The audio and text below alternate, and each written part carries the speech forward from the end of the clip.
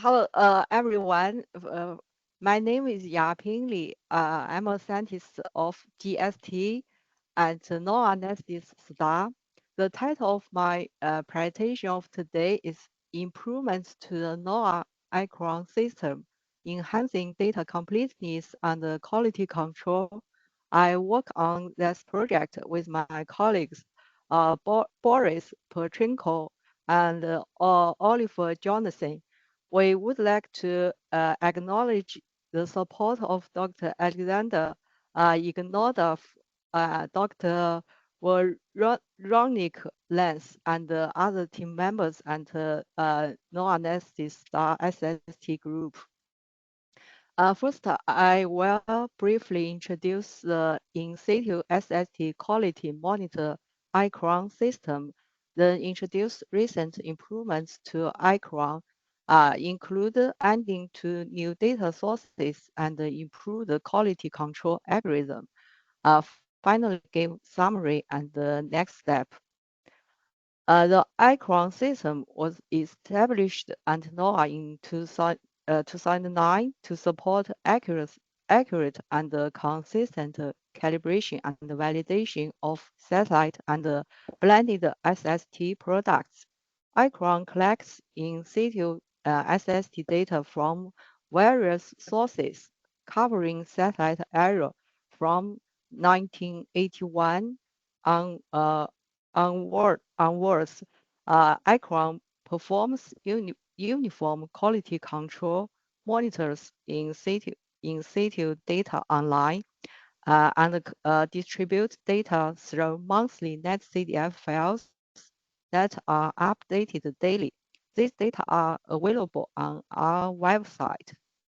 Uh, in latest updates, iQuam version 2.2, we have added two new data sources, ICOADS and CMEMS. Additionally, we have improved the quality control processes to minimize overscreening, especially in areas affected by diurnal warming and in dynamic regions. The map on the right shows the in situ data distribution of April 2024, showing the comprehensive coverage provided by iQuam. The data sources in iQuam include ICOADS, CMEMS, and FNMOC. ICOADS and CMEMS are new data sources in iQuam version 2.2. These two data sources provide daily and monthly data. It's important to note that tropical marine data from CMEMS is available every 10 minutes. Unlike other sources, it's available hourly. How adding two new data sources affected the number of observations in iQuam? That slide shows the global maps of iQuam version 2.1 observations in December 2023. On the left, we have the drifter map with 1,304 platforms. And on the right, we see the tropical marine map with 24 platforms. With the inclusion of the two new data sources in version 2.2, we see a significant increase in the number of platforms. We can take a look, increase. In the version 2.2 maps, the number of drift platforms has a 15.6% increase. The number of tropical marine platforms has nearly doubled, going from 24 to 47. This slide shows a detailed comparison of the number of drift and tropical marine platforms in version 2.1 and 2.2 throughout the whole year of 2023. Also, we can see in the drifter columns, there has been a noticeable increase in the drifter number throughout the whole year. For tropical mooring platform, the increase is even more significant. In 10 months, the number rose by more than 50%. That slide shows how the inclusion of the new data sources improves data completeness in iQuam. The upper finger shows a time series of the number of daily drift observations from April to May 2023. The blue line is for version 2.2, orange line for version 2.1. Also, we can see the number of observations substantially increased by 20 to 60% in version 2.2. In the up finger, these two right rectangles highlight FNMOC data outages in version 2.1. These outages are effectively mitigated in version 2.2. The lower two fingers present global maps. Oh, sorry. Global maps of drift observations on April 30, 2023 during an outage. The left map, the left map shows version 2.1 and the right shows version 2.2. We can clearly see that version 2.2 has a much denser and more complete set of observations compared to version 2.1.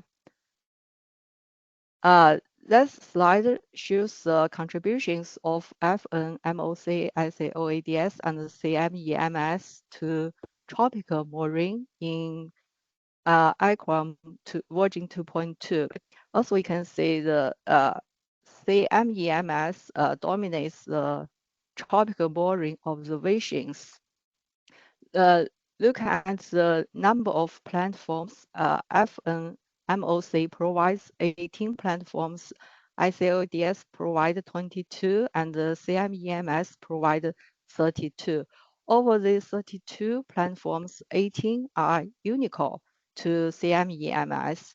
On the right side, we have the maps showing the distribution of tropical marine platforms on December 11, 2023. The top is version 0.1, bottom version 2.2.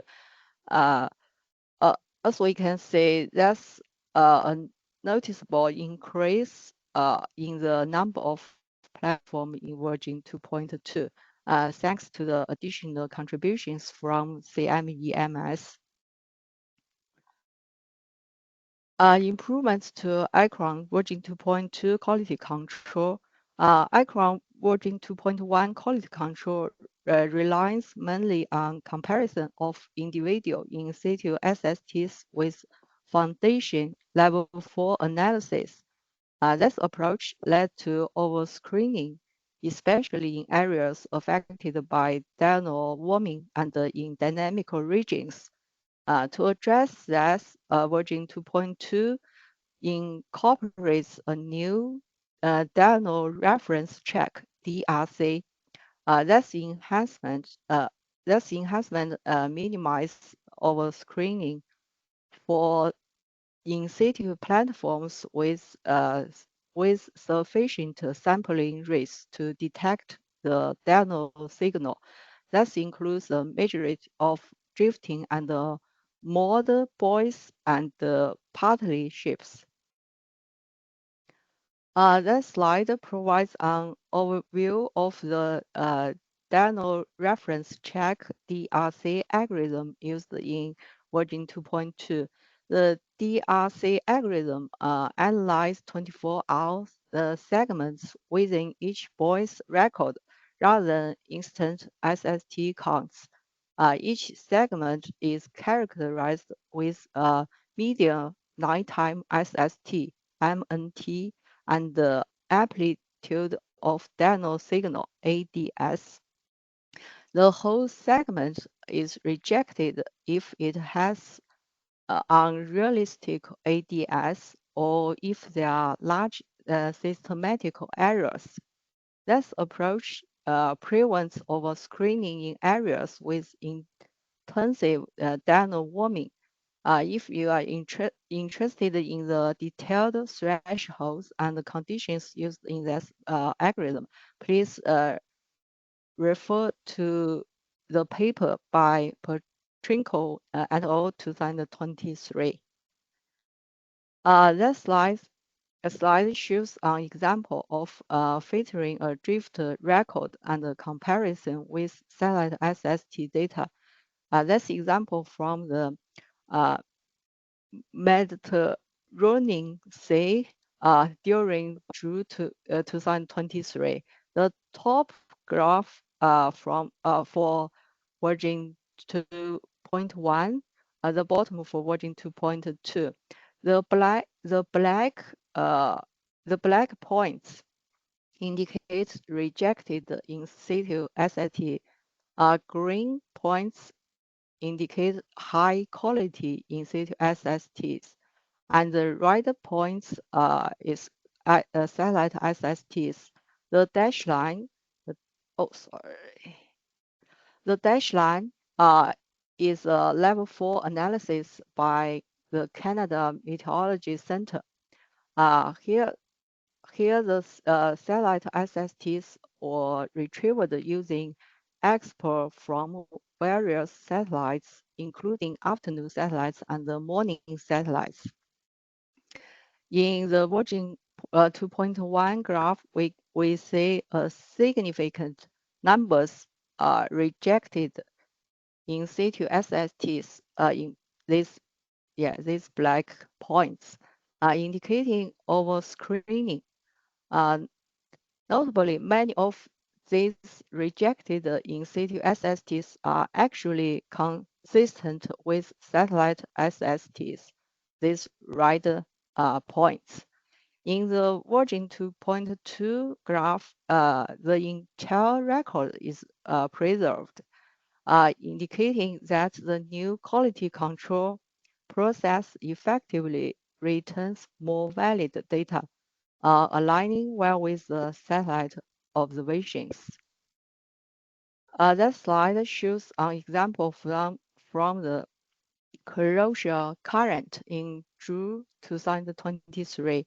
In version 2.1, again, a significant number of rejected SSTs, these black points, which indicates overscreening due to inaccuracies in the reference SAT. We can see the dash line, the reference SAT, depart from the satellite observations.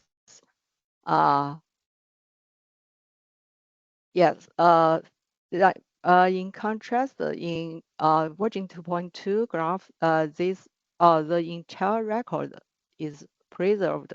Again, the new quality control process effectively returns more valid data. That slide shows another example from Gulf Stream in June 2023. Again, in version 2.1 graph, we see many rejected in situ SSTs, these black points, some of which align with satellite SST, these red points. In contrast, the version 2.2 graph preserved the entire record again. That slide compares the distributions of SST bells for daytime and nighttime. Oh, sorry, what?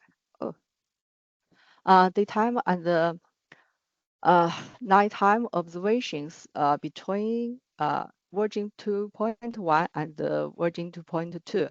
On the left, that's a histogram of daytime SST bells versus reference SST for 2023. On the left is the nighttime SST bells. The blue line is version 2.1, red line version 2.2. We can see the fingers shows the daytime bells is warmer. Move to right. Is warmer for version 2.2. The standard deviation, and the number of observations are larger for both daytime and nighttime for version 2.2. The number of high-quality SST observations increased by about 10.3% for daytime and 6.6% for nighttime. Yaping, could you go ahead and wrap it up, please? Oh, okay. That's the slide shows the spatial and temporal variability of high-quality drift and tropical marine SSTs produced by version 2.1 quality control and the version 2.2 quality control. The left side for daytime, right side for night. Oh, sorry. The left side of for daytime map of bells, right side for standard deviation, the top ones for version 2.1, bottom for version 2.2.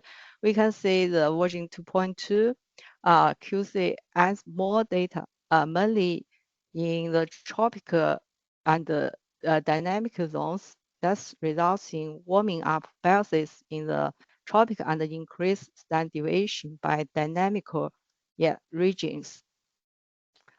Okay. This summary include new data sources, improved data completeness, and new dino reference check in version 2.2, reduce overscreening in areas affected by dino warming and in dynamic regions. So far, we have more than 1 year version 2.2 data for evaluation and testing. These data are available on our website. We will keep addressing any potential issues and resolving them. We plan to release this new version iQuam in late of this year. That's all. Great, thank you, Yaping. Okay, thanks for the invitation. I'm Maxime Beauchamp. I'm currently a researcher at IMT Atlantique in France, and I'm also a visiting researcher at the Danish Meteorological Institute. Thanks again for the invitation. I will present you today some deep neural network schemes for dealing with data assimilation problems. And I will show you some application for sea surface temperature test case on the Baltic Sea. So maybe to start this presentation, I will remind you how we usually handle the data assimilation problem when we have to deal with partial and potentially noisy observation data sets. As you can see here, I don't know if you can see my mouse, but I guess that yes. So typically in data assimilation schemes, you have to deal with 3 main blocks. So typically the forward ocean model, an observation operator to make the connection between the observations and the forward operator. And in the end, you have this data assimilation scheme that you have to handle to make the connection between the 2 first ones. And the question is, are you able to build some machine learning scheme that will replace these 3 main blocks that you involve in classic data assimilation scheme? So maybe just to start, a few notations that I will use throughout the presentation. So typically I will use the notation X as the spatiotemporal state sequence that you aim at retrieving. And you have observations Y that are partial and potentially noisy on the domain. And the main classic solutions that you have to deal with to solve for these data assimilation problems would be the optimal interpolation, that are also called BLUE as best linear and Bayes estimator, or kriging, depending on the community you're working in. This is typically the solution you use if you don't have any numerical models to fill in the gaps. And you also have, of course, the state space data assimilation formalism, which involve a forward evolution model together with an observation operators to make the connection between model and observations. And what I will present you today is some deep learning schemes to draw from what we call variational data assimilation to solve the exact same problem, but based on an end-to-end deep learning way without having to deal with this traditional 3 blocks of data assimilation structure. So when you deal with variational data assimilation, typically you minimize this variational cost function, which is a compromise in a way between the observations and your numerical model that I note phi here. And because we are dealing only with neural operators, I don't want to involve any numerical models for the moment. So these operators, so these numerical models that you use will be replaced by a neural operator there. So this is, as a starter, the first neural operators that we involve in our neural architectures. And in a second step, in variational problems, you want to minimize the cost function, which is typically done by some iterative gradient-based descent that we call the solver to retrieve the states that optimize this variational function. And it can be very, very long because it typically involves to use the adjoint model of your numerical model, which is quite costly. And you have to involve many, many iterations of the gradient-based approach to reach optimality. So the question was also, are we able to use, to leverage deep learning framework to speed up the gradient step descent and learn finally how can we optimize in a very fast way this variational problem. So 2 neural networks in the end, some sort of replacement of the numerical model, and a second one in charge of speeding up the gradient step descent. So people might say, why do you want to do that? Why do we want to do that? Because finally, when you deal with variational problems in data assimilations, you're always stuck in a way in Gaussian and linear dynamics framework. I mean, not all the time, but for most data assimilation techniques. And because you're using a deep learning framework, you will train your neural network based on a reconstruction loss. So typically, if you have access to the ground truth, it will be the mean squared error between your reconstruction state x star and the true state x.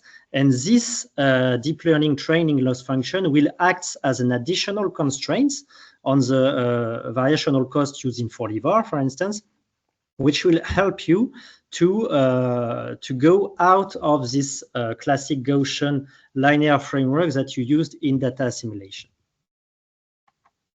So if you are not really interested in the technique and you see only the neural network as a black box, finally, the algorithms I'm presenting you can be seen as an end-to-end way to fill in the gap, starting from a partial spatiotemporal sequence of observations to retrieve the equivalent of an L4 product in our community.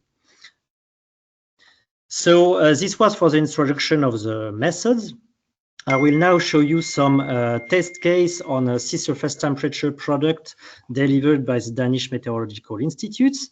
So regarding the data set, we are using an SST L4 product on the Baltic Sea at very high resolution, so 0.02 degree. And the training strategy, because we do not have access to any numerical model, would be to train on the GAPI L3 observations over 2 years. And because, again, we are not in a supervised settings, we randomly remove patches of data to be able to learn something that we hope to generalize to the entire domain. And for the testing strategy, we'll run the inference on 2021. Regarding the benchmark strategy, we remove the sensor from the original L3 product and keep it for validation. And we will run both the algorithms, the optimal interpolation algorithm available at DMI. Thanks again for letting me finish the presentation after the problem earlier. Okay, so for those who were not here at the beginning of this presentation, I presented a new approach that aims at replacing a traditional variational data assimilation scheme by training 4D-var algorithms and learning all its components to be able to handle any spatiotemporal interpolation or short-term forecasting problem. So this was for the methods that you saw earlier, and I will show you now some results we obtained on the sea surface temperature problem based on a data set provided by the Danish Meteorological Institute, who produce level 4 product on this SST dataset at high resolution, which is 0.02 degree.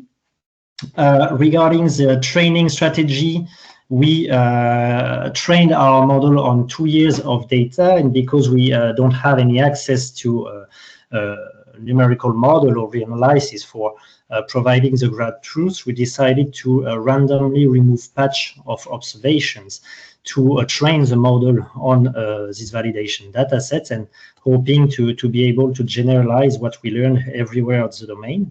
And for the testing strategy, we ran the inference on 1 full year, so 2021.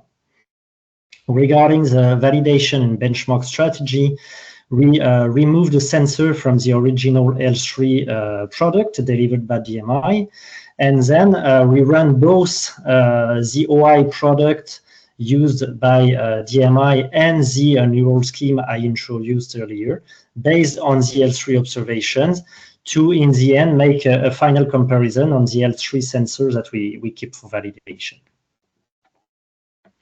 So one key aspect when you're dealing with such huge data sets in deep learning in how to feed these data sets in your, depending on the GPU capabilities you might have, because this is high resolution product. So even for regional domains, it can be difficult to feed spatiotemporal data sets to your GPU. So you need to, most of the time, decompose your domain. This is what we call a patching strategy. This is what you can see here. And on the left, we chose a random patching strategy, meaning that during the training process, the gradient-based optimization never sees the same patches, which increases the variability of the training process. And in the end, once you train your network for the inference, you just have to use the same patch size to decompose the domain on a regular way, which is here 8 different patches that are in the end put together to retrieve the original entire domain. So this is the strategy we followed. Just to be clear regarding the application, it is focused on a near real-time product. So we aggregated the data over a 7-day window. One example that you can see here for a specific patch retrieved on the domain. And the game is to provide some interpolation in the gaps of the last day of the assimilation window. And also to illustrate a bit more how the neural network, the entire neural architecture is working here. This is for those who attend to the methodological part 1 hour ago. The idea is to emulate some gradient-based iterations, but in a very, very fast way. So here only in 10 iterations of the gradient solver. So we start from the gap year observations that you can see here, and the neural architecture learns progressively how to fill in the gap. So at the step 1, you can see that it is still a bit noisy, and progressively it retrieves some patterns that are a bit smoother and a bit more realistic compared to sea surface temperature fields. Some preliminary results we obtained quite recently by developing this work. So here what we can see is average seasonal RMSE of the algorithms compared to the DMI optimal interpolation product on some specific subdomain of the entire Baltic. So as you can see, it is basically on the western part of Denmark. The results are aggregated in 0.1 degree grid cells, and a training on the 2 years of data available without specifying a summer-specific training leads to these results. We have quite a very good performance in summer and also in spring, while we are quite bad compared to the optimal interpolation for now for winter and fall season. So just to be clear, when on this map, this is the difference of RMSE. So when it's blue, the deep learning framework is better. When it's red, the optimal interpolation is better.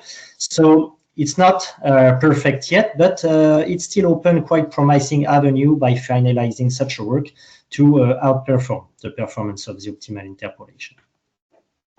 The same result can be seen if we look at the spatial debris average RMSE time series. So it's well correlated as the RMSE time series between the optimal interpolation and these 40 Varnet schemes in blue, with a decrease of the performance in fall and winter season, as we can already see from the previous slide.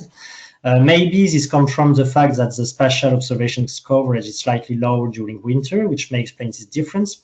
And clearly, a possible improvement lies in the fact that we may have to provide different training, meaning seasonal training, to constrain our algorithm with appropriate sampling patterns. Regarding the next developments of this algorithm to reach an optimal and fully satisfactory product, L4 product for this problem, for now, as I told you, I trained the model on this patch size, so 600 times 600 regarding the spatial domain, which is still quite big for most of GPU capabilities available right now. Even if you have a very good GPU, it will be quite slow for training. So it could be great to add some physically sounded multi-scale decomposition of the methods, meaning that you aim at training first your algorithm on a coarse resolution, and then you will train a second version of your algorithm only focusing on the anomaly between the coarse resolution you already estimated and the high resolution observation.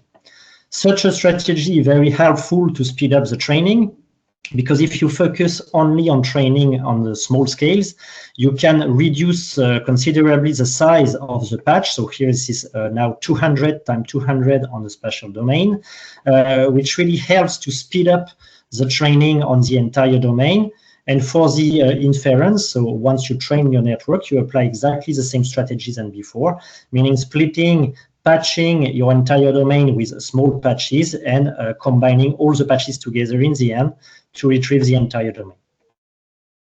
And this is just some very fresh results I got this afternoon from these methods. So it still needs a lot of improvement, but it's also promising. Why? Because now we are not focusing anymore on a small domain in the western part of Denmark, but we were able to compute the entire Baltic domain. The results are for now rather similar than before, meaning that results are better during summer and spring seasons than during winter and fall. But we believe, again, that a specific training dedicated to specific seasons might help to solve for the problems. Here, maybe just to finish before the conclusion, a quick animation of the results we obtained for year 2021. So with, on the left, the L3 observation delivered by DMI, and on the right, the full animation that shows that it's quite promising to apply these methods to build L4 products in a very, very fast way, because what is also important is that you're able to run at high resolution such a product in a few minutes on a single GPU. And regarding the conclusion and take-home message, so as I already said, the application of such a methodology seems quite promising as preliminary results. It needs, I think, complementary developments to be fully operational. So as I told you, as I started to show you the development of a multi-scale implementation of the algorithm, probably also run and benchmark different training. Maybe it's not really meaningful to make training on the entire Baltic domain, and we need more additional training for smaller domains that we will patch together in the end.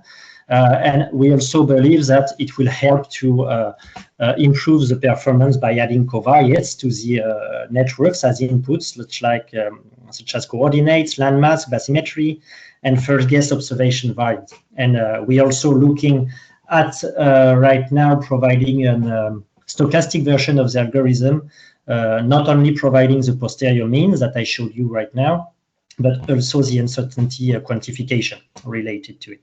So, and just to finish in one word, the final objective of this work is to build an algorithm that would be able to interpolate at short-term forecast geophysical variables from local to global scales. You see here, because it's the purpose of the conference, an application to SST, but it already known a successful application for sea surface height, turbidity, sea surface currents, and many others.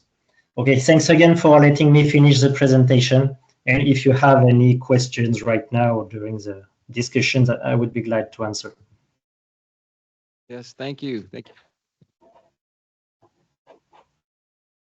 Thank you, Maxime. Maybe we'll take one specific question for Maxime if there is one out there, and after that we'll move into the discussion part.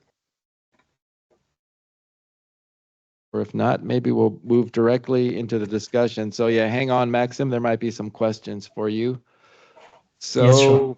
We've had a number of interesting talks. I think I'd like to ask, I know some people didn't get a chance to ask their questions or finish their discussions. I think, Boyan, maybe you had one, and also Irina, you had some very challenging thoughts for Garrett. I don't know if you wanted to maybe kick off some of that additional questions that didn't get answered.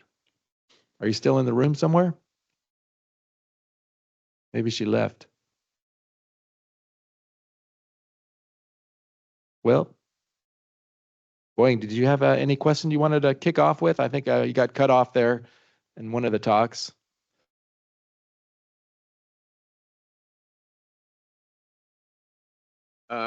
It's kind of comments regarding Gary.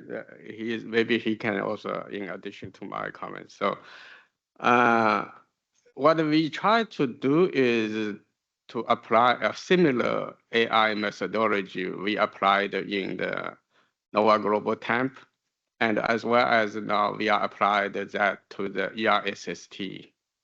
So as far as the results, we have to look into the detail, and the future study has to be conducted. For example, in comparison with the original EOT method versus the AI method. And our previous similar comparisons, like in the NOAA Global Temp and the ERSST, the improvements is very clear. So we are hoping now the ORSAT eventually can also improve these bias collection part. So that's our hope. So I think that's all. And also regarding the Hefen's question about the data gap, our application to the AI in the AI methodology is to get rid of the gap regions, SST or air temperature, whatever the parameters you want. So the question is, if your gap is large, so what are you going to do? Yes, no matter how large you have a gap, we can fill the data set. That's not a question. The question is how reasonable you have this filling to the gap. So when you do this, the conclusion is that if your gap is large, yes, you can fill the data, but your uncertainty of the filling is also large. So this means it's likely your filling is not reliable when the gap is large. If the gap is small, so the filling and AI methodology will be more accurate. So like if you apply the similar algorithms to a long-term temperature, for example, ERSST in the 1800s versus 2000s. So when you, in the earlier times, your gap is large, the interpolation is less reliable. So this means uncertainty is large. But in the modern times, the gap is small. So the gap, actually, the interpolation and AI methodology is easier to approach, and the final result is more reliable. So that's what I can say. See, do any of the speakers want to respond to Boying's comments? Yeah, recognize that it's a problem. Maybe there's other comments from audience.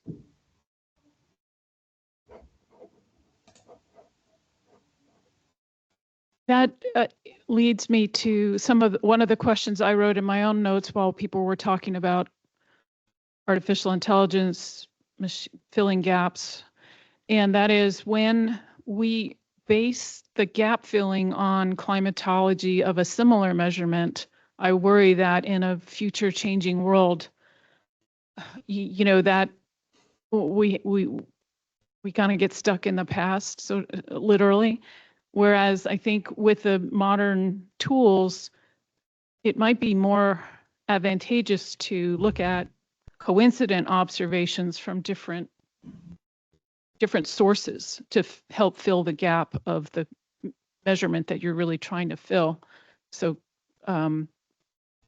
I don't know, but you know, it just worries me the more we go that using we do climatology, and that's normal, and that's what's expected. But the more things change in the future, I think the scarier just relying on climatology can be. But you know, maybe all these methods are sophisticated enough to not get us in that trap. And maybe someone can make me feel better about that. Thanks. Okay, Maxime is online and has his hand raised. I don't know, a comment or a question. So yeah, go ahead, Maxime. No, yeah, it was just to comment about what Boyin just said about the problem of the observation sampling that is obviously less sparse earlier than right now, and it's also along this line about the last comments that we have. I guess it's a classic problem we used to have in data assimilation. I mean, we have tuned the parameters of our either optimal interpolation or the DS scheme to fill in the gaps. But the message we got by training AI methods on different very large data sets for surface variables, it was not SST, but it was sea level anomalies, we saw that basically AI methods are clearly able to learn from the sampling patterns we have in our observation.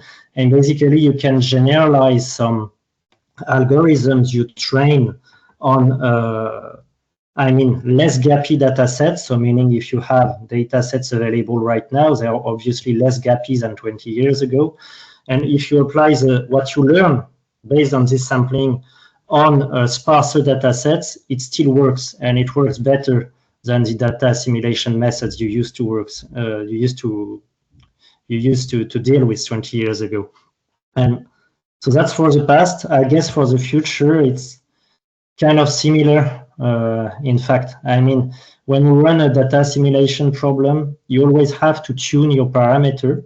And it's very difficult to do that because you have, of course, engineering techniques to, I would say, turn the buttons and try to optimize your problem. And that's where AI can really help, because it's really fast, based on idealized experiments on any new data sets you might have, to run additional training and to escape from old climatologies that you'd like to use to tune your classic DA problem. So in that way, I think AI models are really helpful compared to the way we handled data assimilation before.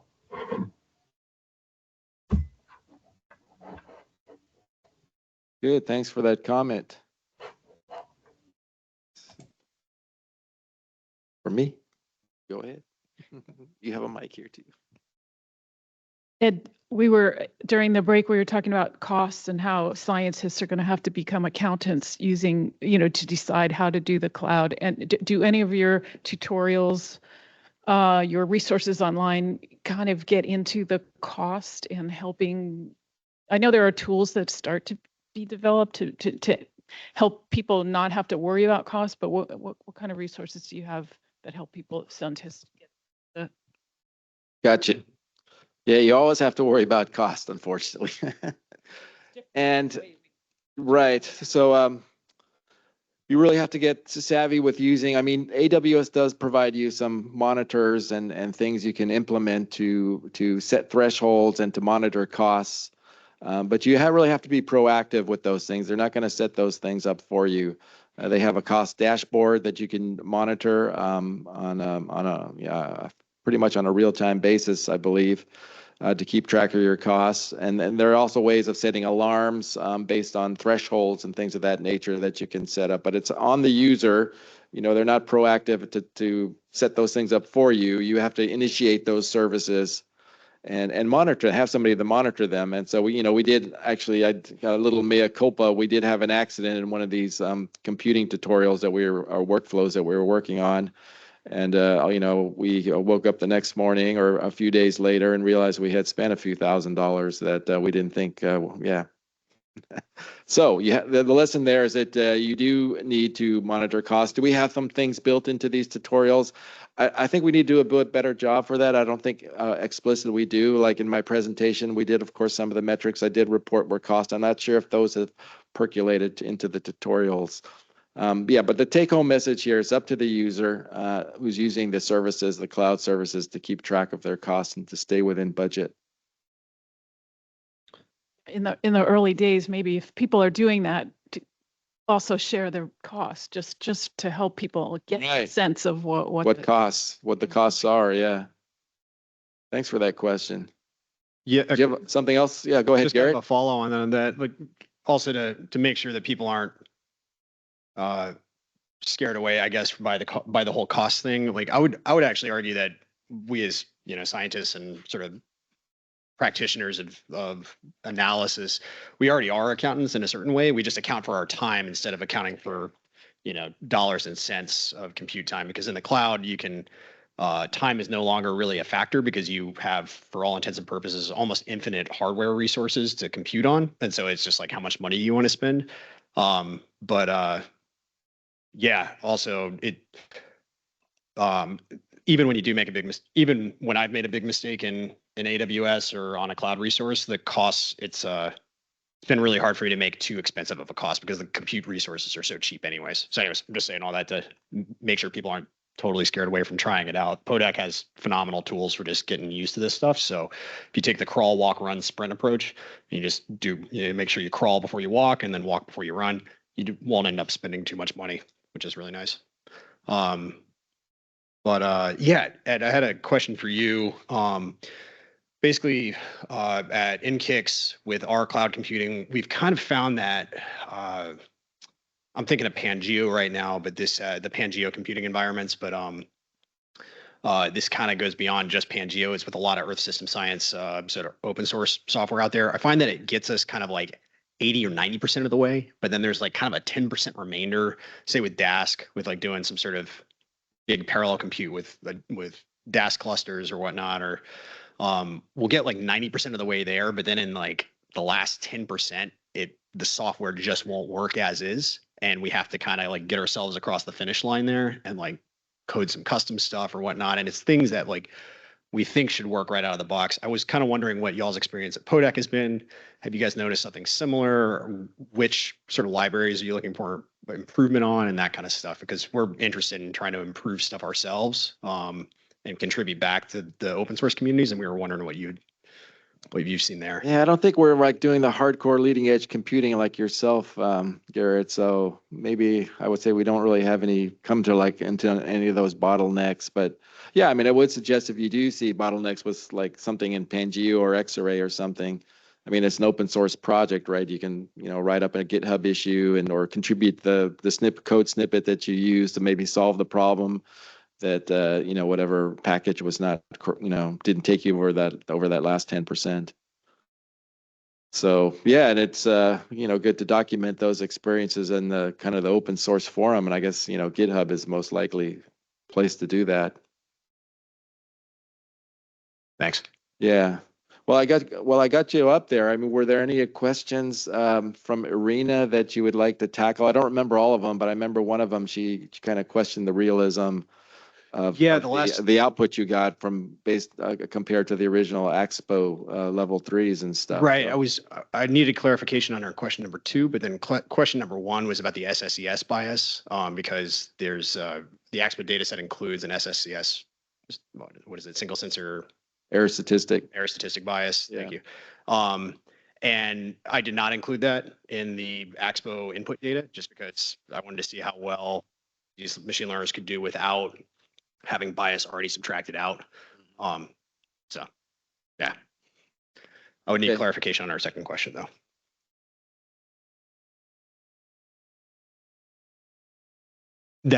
Yes, that could be, although my understanding of the SSES bias is that it's much more sort of local scale. Yeah, but it's a great point. It's a great point. Good. Any more questions? Any questions for any of the speakers? And I see Jorge has his hand raised up. Maybe I'll just come down. Okay, Erica's on her way down. Pass you the mic.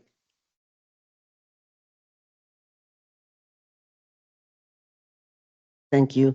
Just a quick question for the iQuam presentation. Thank you. Are there any plans with respect to iQuam to start integrating maybe glider data or sail drone data for respect to more monitoring of things like gradients? For example, NASA has the ESMO data set, which targets sub-mesoscale or mesoscale variability, which I think would have a lot of interesting data sets that could be integrated into iQuam. Anyway, I just wanted to throw that out. Okay, thanks, Jorge. Is Yaping on? Yes, she's on. Yeah, Yaping, that's a question for you. Can you unmute yourself and answer Jorge's question? Hello. Hi. Let me make sure your question is ask for integrate more data sources, correct? Yes. Hello? Okay. Like sail drone data, for example. Oh. Have you started that? So far we have not started yet. Yeah, maybe next step. Yeah. If there are more data available, yeah, we do like to include any available data into our system to provide a comprehensive data set for users. Yes, maybe we will consider the next step. Okay, thank you so much. And if you need any help, yeah, just let me know. Thank you. Okay, thank you. Thank you very much. There might be a concern about, different kinds of quality control with the different types of instruments. You have to learn from that. And but I can say at NOAA, the different parts of NOAA have really been actually using sail drone a lot for a lot of their work. So SST is a real basic number. Most people are measuring it. So we've probably got a big collection right inside of NOAA that we could harvest. Same thing for, but I'm not the expert in handling the data, so we'd want to be careful with making sure they're quality controlled properly. Yeah, this is coming down from NCEI. Can I comment on that one? Yeah, go ahead. Yeah, basically the sailboat data, fortunately or unfortunately, we do collect the sailboat data in iQuam data stream. If they, we have deleted mode collection in the 7D database, but we also have collection in the near real time whenever they send it to GTS. I say that fortunately because we historically we classify the sail drone data as a drifter, surface drifter data. So we did not separate them as a different platform. So it's included in the surface drifter data stream over there. I say that unfortunately because this need to be identified as a separate platform for sure, and that will be in the future version of iQuam. Just one comment on that one. Okay. Yeah, thank you, John. I think we got the gist of it.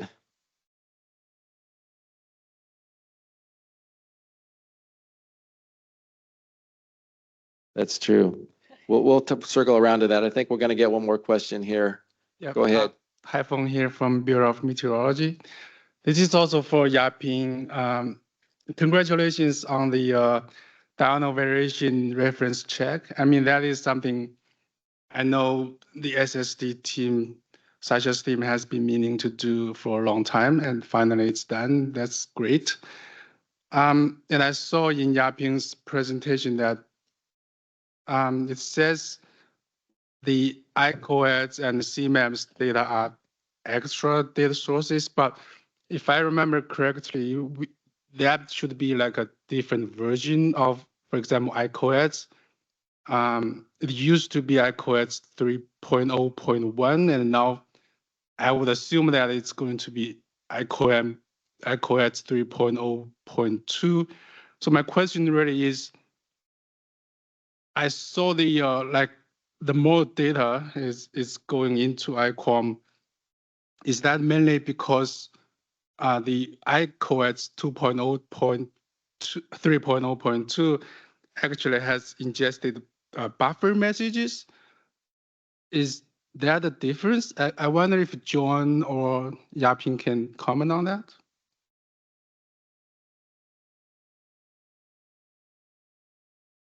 Did you hear that? Okay, go ahead. Sorry, go ahead, Yaping. Oh, actually, now for the ICOADS, we use the version R 3.0.2 data. I actually maybe yeah, because it used to be 3.0.1. I guess but that's now I think the latest version is 3.0.2 available. Yes, that's right. 3.02. That's the most recent version, and that's starting the data range starting January 2015. As Haifeng mentioned, that including the buffer, including both buffer and the tag. So basically, it's merged the tag and the buffer data. Therefore, they have much more data. I think that's correct. Yep. Thanks, John. It's good. I'll get the confirmation. Okay, thank you. Thank you for that question. So we settled that about the iCoads version. Maybe we can circle back the discussion to David's observation about the, was there another question from Ken Casey? Yeah, I think I was gonna respond to what you were just about. Okay, you had to get back on the subject of the the cloud to cloud and access. Yeah. Okay. So hi everyone. I'm Ken Casey. I'm from NOAA's National Centers for Environmental Information. Relative to this discussion, I'm also leading our effort within NOAA NESDIS to build out one of our core archive services for the NESDIS Common Cloud Framework. It was referenced earlier in the meeting. I'm also the NOAA agency rep to the Committee on Earth Observing Satellites, Working Group on Information Systems and Services, so a lot of acronyms, but basically I'm very much involved in a lot of this sort of both international and national level interagency type discussions on data sharing. So I think if I could summarize your question first to make sure I got it right, which is, hey, why aren't you guys all getting it together and just making it simple for us and putting it all in the cloud in some sort of uniform way? Is that roughly the right question?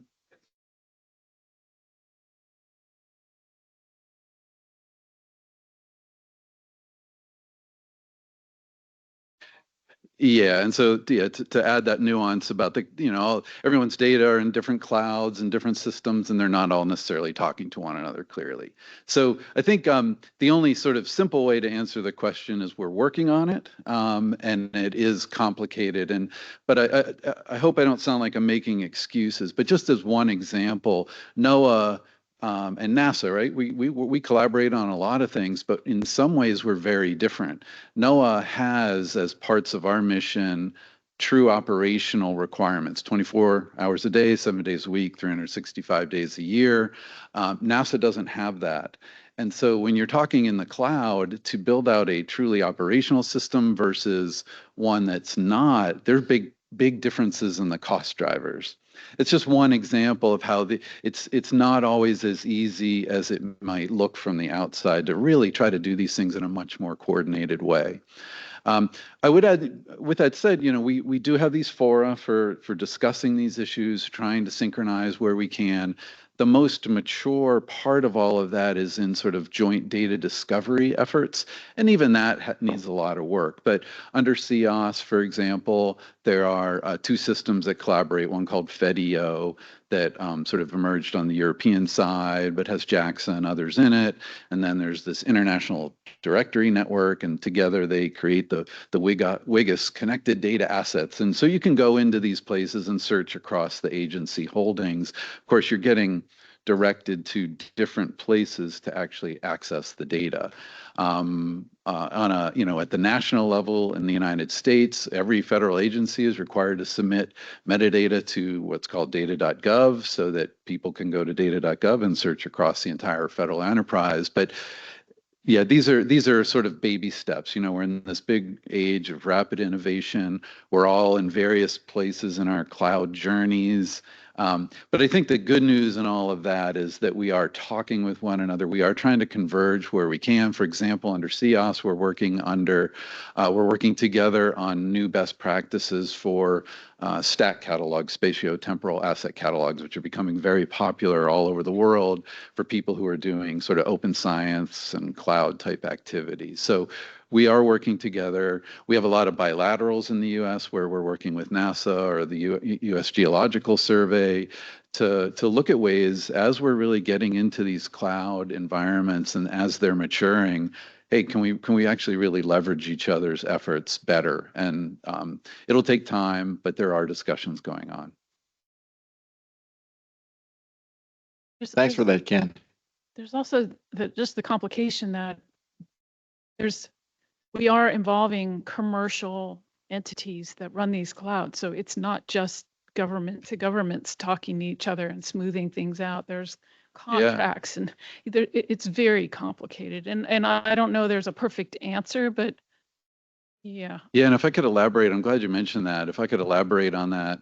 So on the NOAA side, we have a program called the NOAA Open Data Dissemination Program, which is very explicitly a partnership with the big three cloud providers. And so we have an agreement with them, which basically lets us put much of our data in Google Cloud Platform, Microsoft Azure, as well as AWS. They can also ask for whatever data they want, and it's all for free. They serve it, and they have to serve it to people for free, no download fees. But really, the idea is they're creating a center of gravity, so to speak, around data to attract people into their cloud ecosystem. So it's sort of a win-win-win for everybody. NOAA gets its data into 3 cloud providers for free.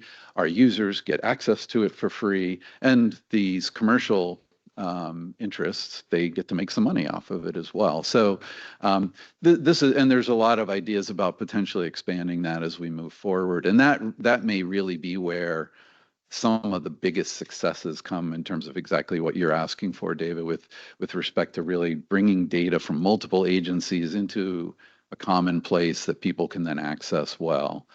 Because they're the ones who've got, the commercial cloud providers. They're the ones who really have the big guns in this war of getting data to be more interoperable and shareable. They've got all those resources, and so if we can leverage their interests to make some more money by bringing people into their ecosystems, then that can really be a win-win for everybody, including especially the users.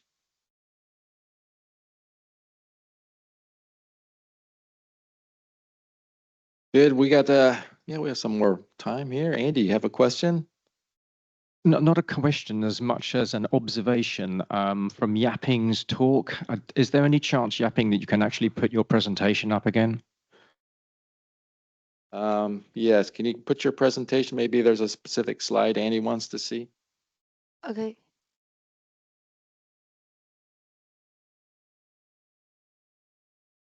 Oh, sorry. Let me share. I think I should. Oh, no. I forgot. It's to share. something I would have asked at the time, but we skipped straight on. So apologies for consequence. It's just, it happens to be, it's sort of like a, whoa, that was interesting. And then a slide went and then there were no questions. So near the end, you have a comparison of the biases from between the old iQuam and the new iQuam against the CMC analysis. Can you go to that slide? Okay. Well, It's a map. It's 2 maps or 4 maps, I think it is, in fact. oh, Near the end. I think it's towards the end. Keep going. Keep going, keep going, keep going, keep going.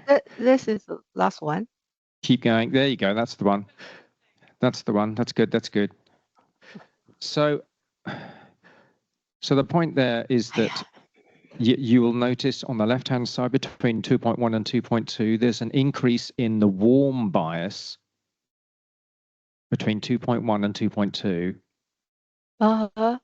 Yeah, there's an increase in the warm bias. I'm not just saying it to you, I'm saying it to everyone in the room, that allowing more data in regions off Africa and off the Arabian Peninsula has actually increased the warm bias of iQuam versus the CMC, which means that actually the CMC is biased cold in those regions more than we thought it was, which means, let's face it, those are the 2 primary aerosol, desert dust aerosol regions.